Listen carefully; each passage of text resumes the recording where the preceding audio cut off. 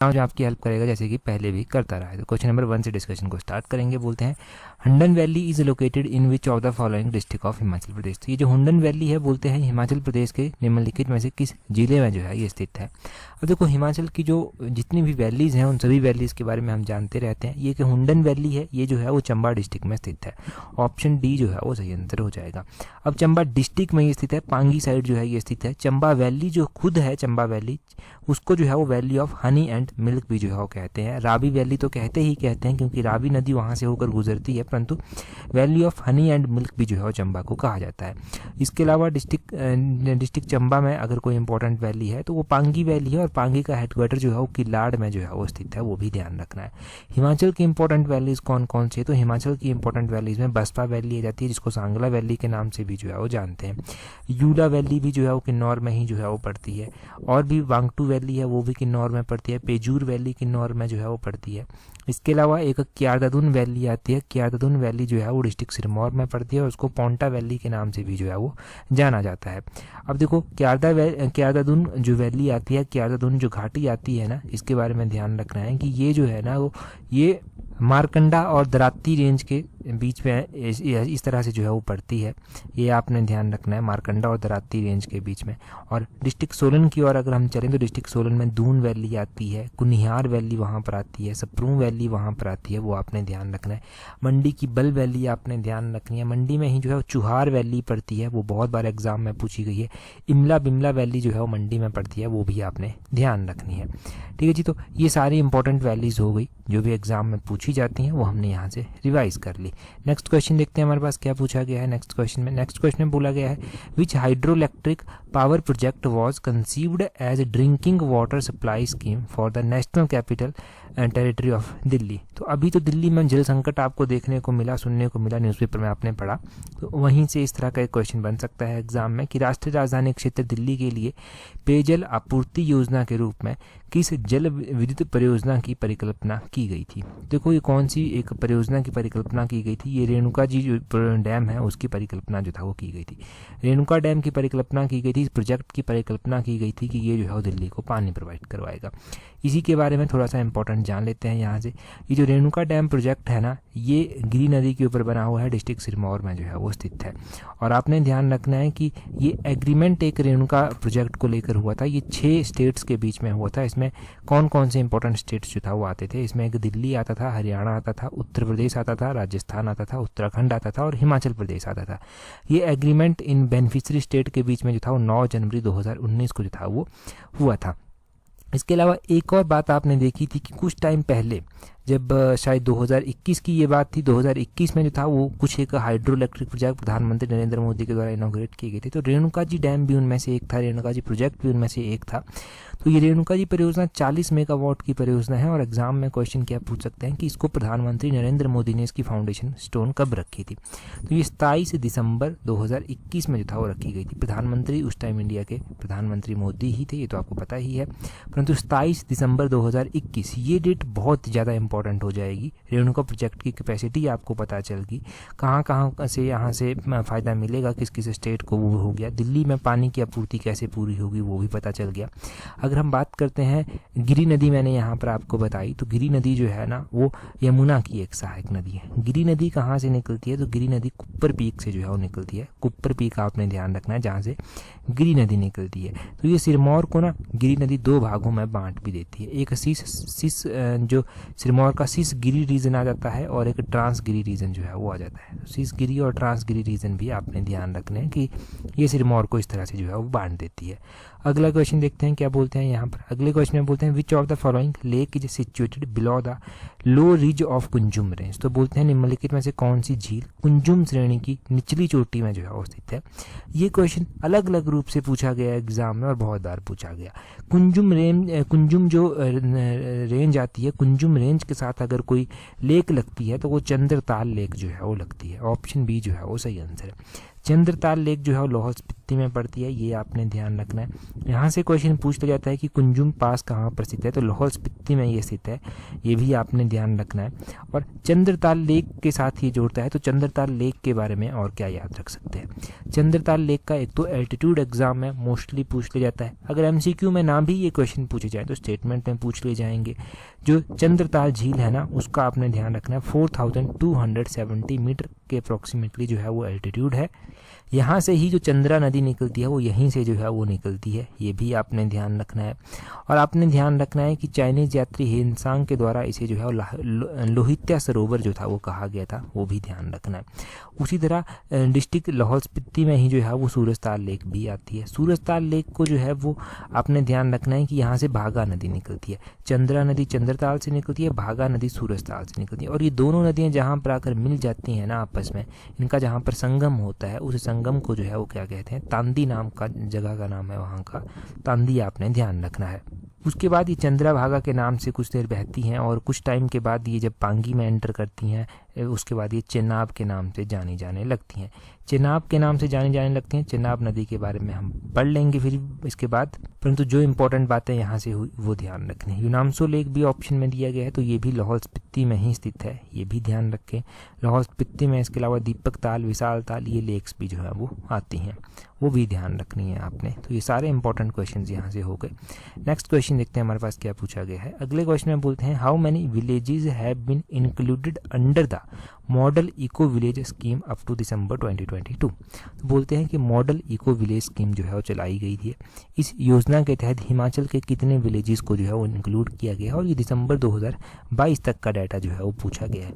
अगर दिसंबर 2022 तक का डाटा पूछा गया है तो 19 विलेजेस ऐसे हैं, ऑप्शन सी सही आंसर है। 19 विलेजेस को जो है वो ऐड किया गया है।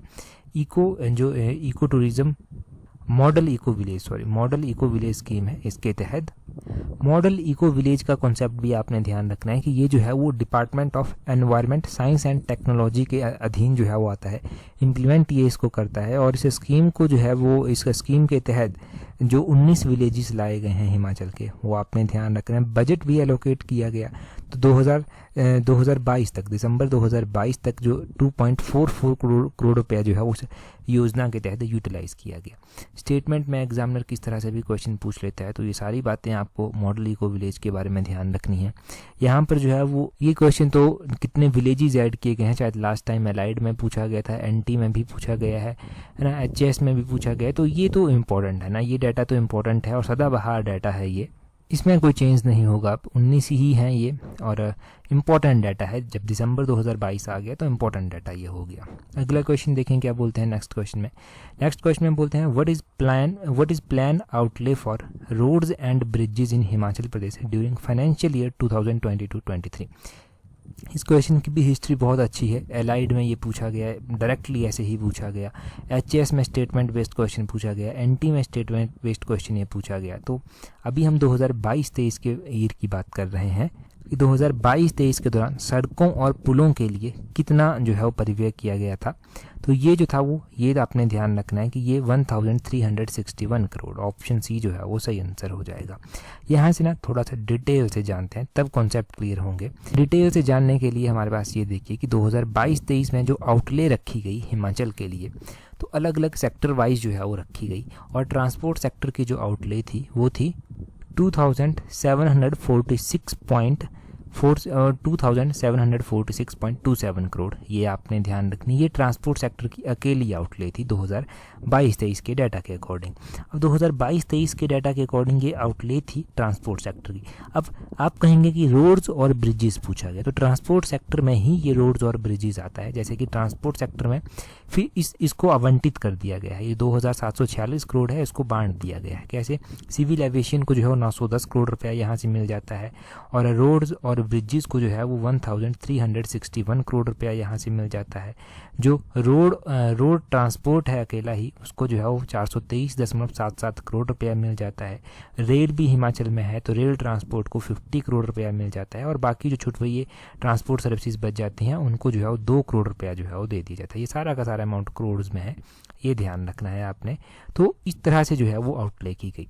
उसी तरह ना एक सेक्टर की बार बार पूछी जाती है, वैसे तो सबसे ज़्यादा रोड रोड्स और ब्रिजेस की पूछी गई है, परंतु एक और सेक्टर ऐसा है जिसकी पूछ ली जाती है। वो कौन सा सेक्टर है? वो है सोशल सर्विस। सोशल सर्विस को जो है वो कितना आवंटित है? सोशल सर्विसेज की अगर हम बात करते हैं तो इस सेक्टर को जो है वो 3451 करोड़ रुपया जो है वो आवंटित है। ये आपने ध्यान रखना, 3451 करोड़ रुपया। तो ये एक इम्पॉर्टेंट डाटा आपके लिए हुआ। एलाइड के लिए सीधा ही 1 नंबर का क्वेश्चन बनेगा, एचएस के लिए 2 नंबर का क्वेश्चन बनेगा। अब पीजीटी में पूछा गया तब तो मतलब ये समझ लीजिए कि पास होने में और भी ज़्यादा हेल्प मिल जाएगी। अगला क्वेश्चन देखते हैं हमारे पास क्या पूछा गया है। उससे पहले देखो, अगर आप तैयारी कर रहे हैं पीजीटी की किसी पेपर 1 की, तो पेपर 1 के लिए आप टेस्ट सीरीज प्रैक्टिस कर सकते हैं। टेस्ट सीरीज का लिंक नीचे डिस्क्रिप्शन बॉक्स कमेंट बॉक्स में दिया गया है, वहाँ से आप टेस्ट सीरीज को अवेल कर सकते हैं। देखिए टेस्ट सीरीज जब भी आप अवेल करेंगे तो टेस्ट सीरीज का ग्रुप जरूर ज्वाइन कर लेना, और कोई भी दिक्कत आती है तो आप हमें ईमेल कर सकते हैं। डेफिनेटली बहुत ज़्यादा हेल्प आपको मिलेगी, खुद की स्टडी में इम्प्रूव करने में सहायता होगी। तो टेस्ट सीरीज ग्रुप ज्वाइन कर लेना अगर अभी तक नहीं किया है, टेस्ट सीरीज को ज्वाइन कर लेना अगर अभी तक नहीं की है। नीचे डिस्क्रिप्शन बॉक्स कमेंट बॉक्स में लिंक दिए गए हैं। अगले क्वेश्चन में बोलते हैं विच of the following pass is located between Kinnaur and Garhwal. तो बोलते हैं कि इनमें से कौन सा दर्रा ऐसा है, वो किन्नौर और गढ़वाल होगा। यहाँ पर गढ़वाल के बीच में जो है वो स्थित है। तो किन्नौर और गढ़वाल के बीच में जो दर्रा स्थित है इनमें से वो चरंग पास स्थित है। ऑप्शन ए जो है वो सही आंसर है। कि किन्नौर और गढ़वाल के दर्रे कैसे याद रहेंगे? तो रिवाइज करके ही याद रहेंगे, या फिर देखो ऐसी कोई स्पेसिफिक शॉर्टकट ट्रिक ना कभी भी नहीं होती कि जो एकदम से रट्टा मार ले। आप खुद से बना सकते हैं कोई, अगर आप बना पाएँ, परंतु फिर भी वो कारगर साबित नहीं होती है। एग्ज़ाम में जाकर कुछ और ही याद आने लग जाता है अगर प्रॉपर प्रैक्टिस ना हो। हम बात करते हैं यहाँ पर इम्पोर्टेंट पासेस की। जो ऐसे दर्रे हैं किन्नौर को गढ़वाल से जोड़ते हैं उनको तो हम डिस्कस करेंगे ही, परंतु पहले 3 दर्रे हमारे पास ऑप्शन में दिए गए हैं। जैसे कि हमारे पास बेरियंगा पास जो है वो दिया गया है। ये बेरियंगा पास जो है वो कांगड़ा और कुल्लू के बीच में स्थित है, ये आपने ध्यान रखना है। यहाँ पर रांची पास जो है वो दिया गया है। तो रांची पास आपने ध्यान रखना है कि ये जो है कुल्लू में जो है वो स्थित है, ये आपने ध्यान रखना है। यहाँ पर शिफ्टिंग पास जो है वो दिया गया है। तो शिफ्टिंग पास लाहौल और भरमौर के बीच में जो है वो स्थित है, ये आपने ध्यान रखना है। ठीक है, ये आपने ध्यान रख लिए यहाँ से। अब हम किन्नौर और गढ़वाल के पासेस रिवाइज करते हैं। तो यहाँ पर देखिए किन्नौर के जो पासेस हैं उनके बारे में जानकारी है।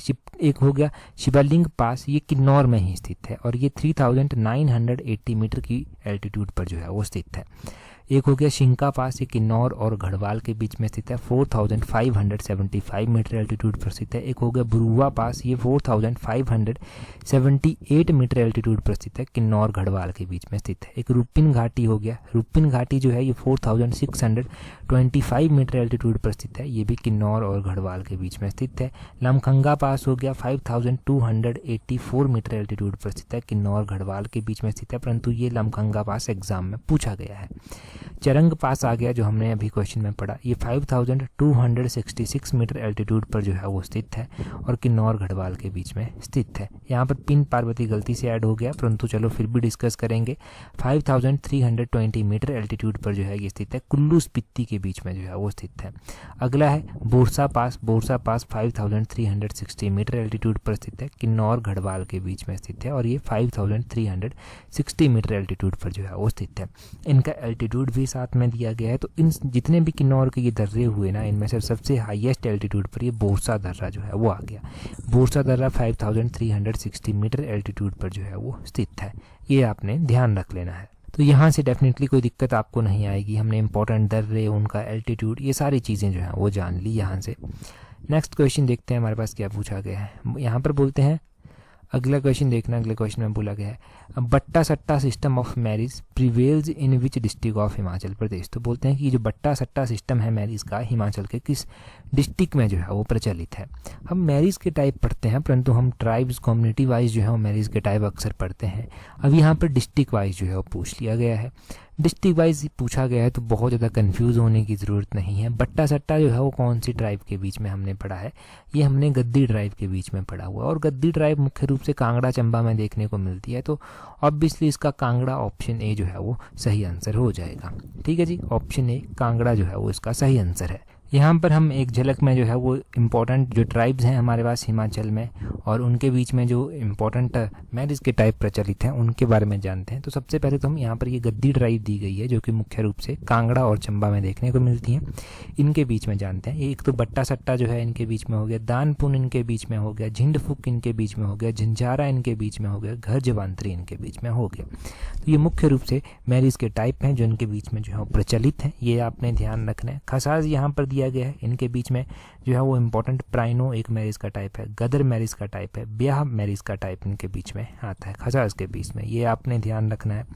और अगर हम बात करें पंगवाल ट्राइब की जो कि पांगी में पाई जाती है, पिटचुक जो है वो इनके बीच में एक आ जाता है, एक इनमें डोगरी जो है वो आ जाता है, ये आपने ध्यान रखना है। एक इनके बीच में जो है वो टोपी लाना ये बिड्डो मैरिज जो है वो आ जाती है, ये आपने ध्यान रखना है। डोगरी जो है वो मैरिज बाय एक्सचेंज जो है वो होता है, ये भी ध्यान रखें। स्वांगलास के बीच में एक तसुद थवाकची आता है, ये डाइवोर्स का टाइप है, कुआ ब्याह आ जाता है, मजमी ब्याह आता है, रुस्ताते ब्याह जो है वो इनके बीच में आ जाता है। तो ये हमने 4 ट्राइब्स यहाँ से कवर कर ली। इन 4 ट्राइब्स के बीच में जो मुख्य रूप से मैरिज के टाइप प्रचलित हैं वो हमने जान लिए और इतना काफ़ी है यहाँ से जानने के लिए। ठीक है जी, अगला क्वेश्चन देखते हैं हमारे पास क्या पूछा गया है। नेक्स्ट क्वेश्चन में बोला गया है which river is 1200 kilometre long and flows some 122 kilometres in Himachal Pradesh, has a catchment area of 61,000 square kilometer out of which 7,500 square kilometer in Himachal Pradesh. तो बोलते हैं कि कौन सी नदी है जो 1200 किलोमीटर जो है वो बहती है, परंतु 1200 किलोमीटर में से 122 किलोमीटर वो हिमाचल में बहती है। इसके अलावा उसका जो जल ग्रहण क्षेत्र आता है वो 61,000 वर्ग किलोमीटर आता है, जिसमें से 7,500 वर्ग किलोमीटर हिमाचल में आता है। तो 4 ऑप्शंस आपके पास दिए गए हैं, इनमें से ये कौन सी नदी है? हिमाचल में जो 122 किलोमीटर नदी कोई बहती है तो वो चेनाब नदी बहती है, ऑप्शन सी सही आंसर है, जिसके बारे में हम ऊपर जान रहे थे, पढ़ रहे थे कि चंद्रभागा पहले है, तांदी में दोनों चंद्रभागा मिल गई, कुछ देर चंद्रभागा ऐसे ही बहती रही, बाद में चलकर ये चेनाब के नाम से प्रचलित हुई। अब यहाँ पर देखो आप चेनाब नदी के बारे में क्या क्या दिया गया है हमारे पास जानकारी। वैदिक नेम इसका अस्किनी आता है, संस्कृत नेम इसका चंद्रभागा आता है। ये देखो चंद्र और भागा की कॉन्फ्लुएंस तांदी में बनती हैं और राइज यहाँ से बारालाचा पास से जो है ये होती हैं। अगर हम बात करें ट्राइब्यूटरीज की इसकी तो मियार नाला जो कि लाहौल स्पीति में है, सियाचर नाला ये पांगी में है, ये इसकी ट्राइब्यूटरीज बनती हैं। ये 122 किलोमीटर हिमाचल में बहती है जो अभी हम पढ़ रहे थे क्वेश्चन में ही। कैचमेंट एरिया इसका 7,500 स्क्वायर किलोमीटर आता है, क्वेश्चन में ही हमने पढ़ा। और ये पांगी में कहाँ पर एंटर करती है? जो डिस्ट्रिक्ट चंबा की पांगी वैली है वहाँ पर ये भुजिंद नामक स्थान पर जो है वो एंटर कर जाती है और चंबा को ये छोड़ती है संसारी नाला के समीप, ये आपने ध्यान रखना है। संसारी नाला के समीप जब ये चंबा को छोड़ती है तो ये कश्मीर की पोडर वैली में जो है वो एंटर कर जाती है, ये भी आपने ध्यान रखना है। और अगर हम बात करें लार्जेस्ट रिवर ये हिमाचल की है तो इन टर्म ऑफ वॉल्यूम जो है ये लार्जेस्ट रिवर है हिमाचल प्रदेश की। और चेनाब फाइनली जो है वो इंडस के साथ जो है वो मिल जाती है और बाद में चलकर वो अराबियन सी की ओर बह जाती हैं। तो ये सारी इंटरेस्टिंग जानकारी चेनाब नदी की हमने जान ली। अगला क्वेश्चन देखते हैं हमारे पास क्या पूछा गया है। नेक्स्ट क्वेश्चन पूछा गया है फ्रूट प्रोडक्शन के बारे में। बोलते हैं fruit production in Himachal Pradesh during 2021-2022 2021-22 के दौरान हिमाचल में जो फलों का उत्पादन हुआ वो कितना था? तो 2021-22 का डाटा ये पूछा गया है। 2021-22 में जो फलों का उत्पादन हुआ वो था 7.5 lakh metric tonne. Option A जो है वो सही आंसर हो जाएगा। फलों के बारे में भी लगातार 3-4 सालों से क्वेश्चन पूछे जा रहे हैं, चाहे वो HAS हो गया, चाहे वो और भी एग्जाम हो गए पब्लिक सर्विस कमीशन के, परंतु पूछ रहा है public service commission fruit production के बारे में। देखिए फ्रूट प्रोडक्शन देखो इंक्रीज़ हुई है। फाइनेंशियल ईयर 2021-22 में जो है ये 7.54 लाख मैट्रिक टन थी, परंतु इससे पहले 2020-21 में ये 6.24 लाख मैट्रिक टन हुआ करती थी। अब जो इंक्रीज़ हुआ है वो 20.83% का इंक्रीज़ जो है वो देखने को मिला है। कितना? 20.83% का इंक्रीज़ जो है वो देखने को मिला है। फ्रूट प्रोडक्शन जो 2022-23 के लिए और दिसंबर 2022 तक एक्सपेक्टेड थी वो थी 7.93 लाख मैट्रिक टन। ये भी आपने ध्यान रखना है कि ये अपकमिंग एक्सपेक्टेड जो है वो यहाँ पर बताई गई है।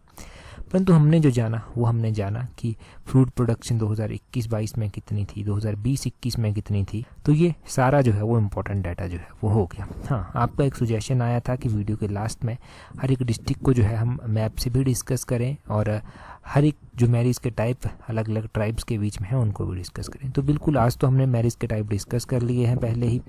और अगर हम बात करें अगला डिस्ट्रिक्ट्स की, तो डिस्ट्रिक्ट्स का एक क्वेश्चन आपके पास है, वहाँ से वो मैप से हम समझ लेंगे उस क्वेश्चन को भी।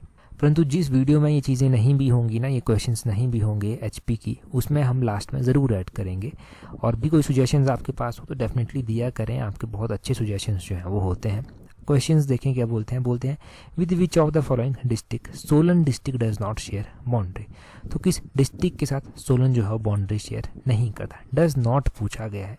सोलन की अगर हम बात करें तो हम मैप में देखेंगे अभी कि किस किस के साथ ये बाउंड्री शेयर करता है, फिर हम इस क्वेश्चन का आंसर जो है वो करते हैं। सोलन देखिए किस किस के साथ बाउंड्री शेयर करता है, यहाँ पर ये है हिमाचल का मैप और ये है सोलन डिस्ट्रिक्ट। सोलन जो है वो एक सिरमौर के साथ बाउंड्री शेयर करता है, दूसरा शिमला के साथ, तीसरा ये मंडी के साथ भी बाउंड्री शेयर करता है, चौथा ये बिलासपुर के साथ भी बाउंड्री शेयर करता है। तो ये टोटल 4 डिस्ट्रिक्ट्स के साथ बाउंड्री शेयर करता है। कौन कौन से? सिरमौर, शिमला, मंडी और बिलासपुर। हमारे पास ऑप्शन में क्या क्या दिया गया था? ऑप्शन में हमारे पास दिया गया था मंडी के साथ तो हमने पढ़ा अभी की करता है। उसके अलावा हमने शिमला के साथ भी करता है और किन्नौर के साथ हमने नहीं पढ़ा, किन्नौर थोड़ा सा दूर था जाकर, उसके साथ नहीं करता है और ऊना के साथ भी नहीं करता है। तो तीसरा और चौथा इसका सही हो जाएगा, तीसरे के और चौथे के साथ ये बाउंड्री शेयर नहीं करता है। यहाँ से और देखिए आप डिस्ट्रिक्ट के बारे में यहाँ पर मैप से सबसे बड़ा डिस्ट्रिक्ट आपको यहाँ पर लाहौल स्पीति दिख रहा है। तो लाहौल स्पीति पहला चंबा के साथ, दूसरा कांगड़ा के साथ, तीसरा कुल्लू के साथ और चौथा ये किन्नौर के साथ बाउंड्री शेयर करता है। ये आपने ध्यान रखना है। और यहाँ पर किन्नौर की बात कर लें तो किन्नौर जो है वो सिर्फ और सिर्फ 3 डिस्ट्रिक्ट के साथ बाउंड्री शेयर करता है। पहला लाहौल स्पीति, दूसरा कुल्लू के साथ बिल्कुल छोटी सी सीमा यहाँ पर ये लगा रहा है और तीसरा जो है ये शिमला के साथ बाउंड्री शेयर करता है। अब हिमाचल के हैं 12 डिस्ट्रिक्ट। 12 डिस्ट्रिक्ट्स को तो एक साथ डिस्कस करेंगे भी तो कोई फ़ायदा नहीं होगा। हमने सिर्फ 3 सिलेक्टेड डिस्ट्रिक्ट जो है वो कवर कर ली, लाहौल स्पीति, किन्नौर, सोलन। आपका कौन सा डिस्ट्रिक्ट है उसको आप यहाँ पर देखें और देखें कि वो किस किस के साथ बाउंड्री शेयर करता है। जैसे कि बहुत सारे कांगड़ा से होंगे हमारे साथ, तो कांगड़ा के साथ ऊना बाउंड्री शेयर करता है पहला, दूसरा हमीरपुर, तीसरा मंडी, चौथा इसके साथ कुल्लू, पांचवा इसके साथ लाहौल स्पीति, छठा इसके साथ चंबा। तो चंबा 6 डिस्ट्रिक्ट इसके साथ बाउंड्री शेयर करते हैं।